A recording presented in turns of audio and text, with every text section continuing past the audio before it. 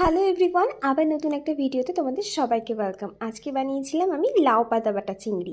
এটা খেতে যেমন দুর্দান্ত হয়েছিল, তেমনি কিন্তু রান্না করতেও খুব অল্প সময় লাগে। আর এখানে আমি ওই জন্যই ফার্স্টে নিয়ে নিয়েছিলাম কিছু লাউ পাতা, আর এটাকে ভালো করে পরিষ্কার করে নিয়েছিলাম জল দিয়ে। এই পাতাগুলো কিন্তু খুব ভালোভাবে পরিষ্কার করতে হবে, কারণ অনেক ছোট ছোট পোকা থাকে এই পাতায়।